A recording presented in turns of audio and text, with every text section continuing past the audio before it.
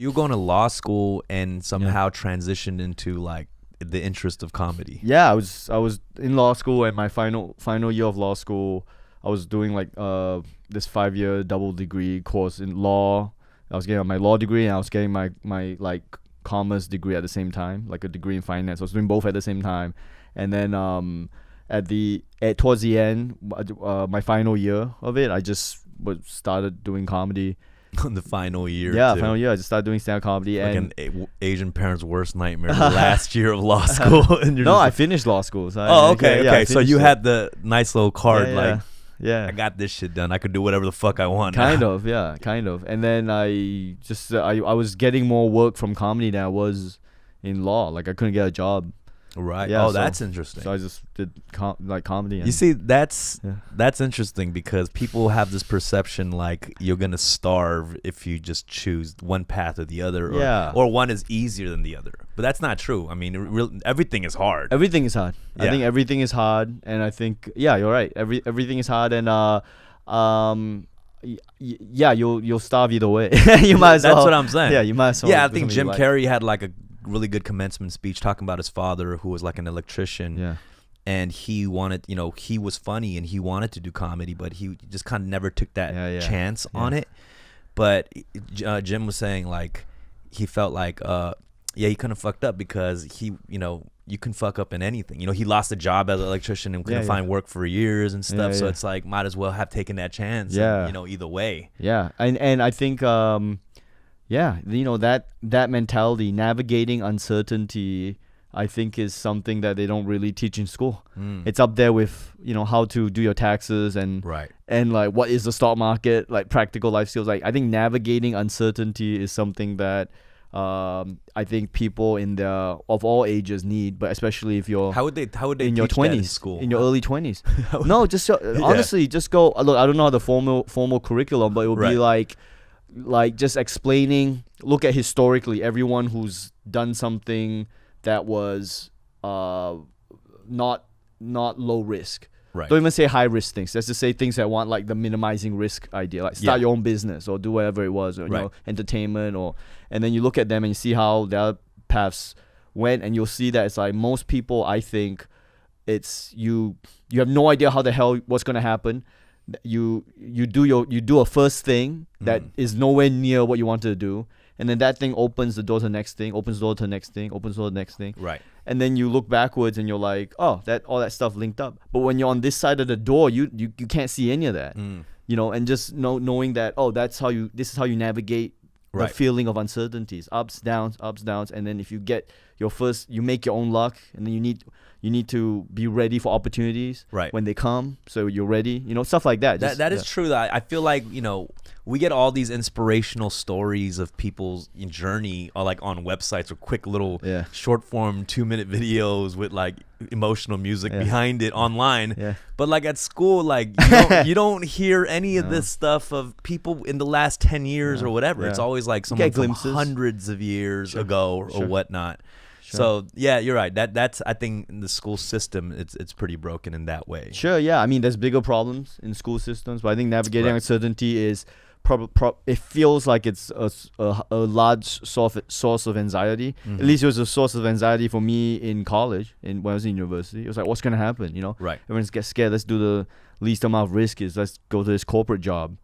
It seems like the surest way to make a living. Make a good living. Wait, when you think about that, like, because you were prepared to kind of go into that world, right? Yeah. And was that something?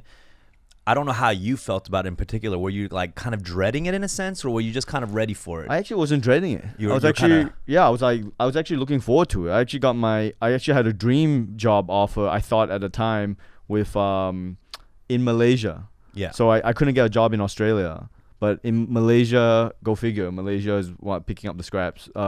They offered me this. It was this technology consulting job at Accenture in Kuala Lumpur. It was at the time, it was like, oh fuck, this is the dream job. Right. You know, consulting in technology, and it's not like boring law stuff. For the field you're in, that would be considered like a dream job. No, it's just my personal interest. Your personal interest. Okay, so cool. you know, not as boring as law. It seems exciting and fun. It has to do with technology. It's all, you know, consulting is always like a new. It seems like it's exciting as far as corporate jobs go. So I had to turn that job down. That's the only clear kind of turn down a corporate job or do comedy choice I had to make. That was the only one. That's a pretty big one, man. Yeah, it was. But then also at the same time, I think it's bigger if I was actually working in a job and had to quit.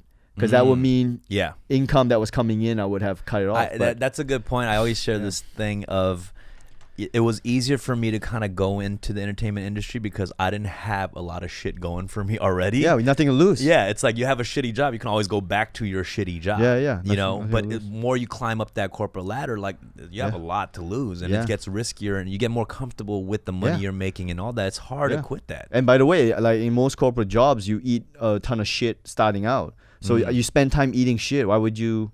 Right. Why would you quit when you're just getting over that part? You know, I mean, you'll eat shit your whole time, but you know, I mean, you eat the most shit when you're at the lower levels. Yeah.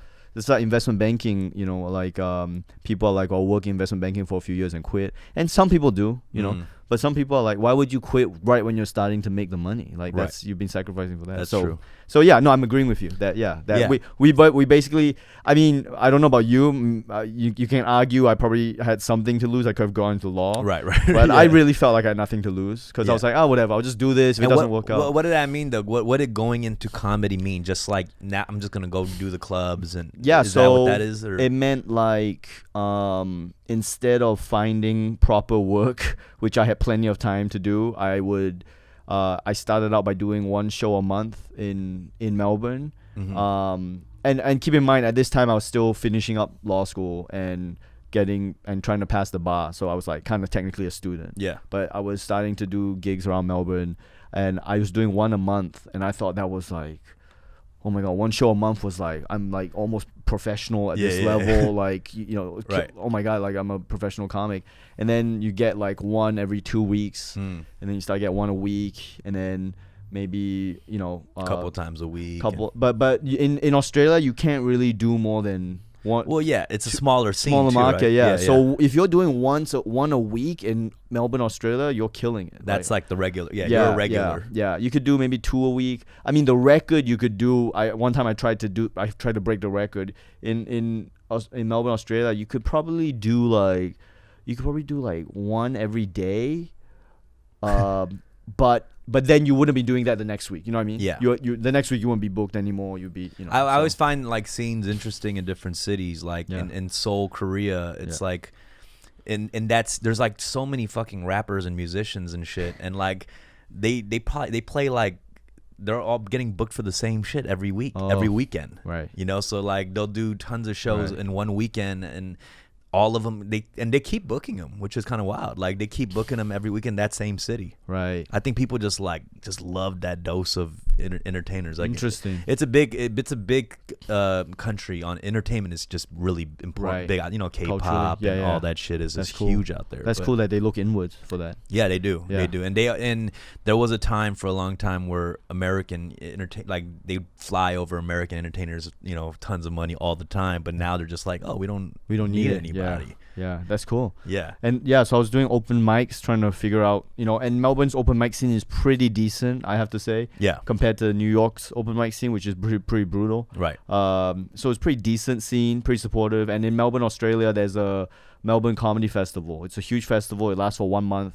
And everyone in Australia kind of builds up to that festival. Right. For better or for worse. It kind of takes over our lives. It's the final culmination of So in Australia, we're trained to within 2 or 3 years of doing stand-up comedy, you're supposed to do like 1 hour every year. So we come from that culture of like, you do a 1 hour show every year at this festival for 1 month, every day, 1 hour every day. Holy shit. So you know, I would build up towards that. I mean, I started off doing 5 minutes, 10 minutes. You know, I got invited to a festival to perform 10 minutes or 15. Right. And then by my third year was when I had my first hour. So I did my first hour in 2012. And that's kind of how you build it. But there's no, answers. I know you're asking what's the scene like. Yeah, I guess it's kind of like that. It's very friendly. It's not. There's not a lot like this. Maybe at the time there was 2 comedy clubs in Melbourne, Australia, which is I guess a lot, and a lot of small little bar rooms. Right. Yeah. And then you eventually moved. But I guess what I want to say is I contrast to like New York, where it's like 20 shows a night. Going on. You can get so much. You can get stage time. Some of them bad stage time. Right. And in New York, just the audience is different, even to LA. Yeah.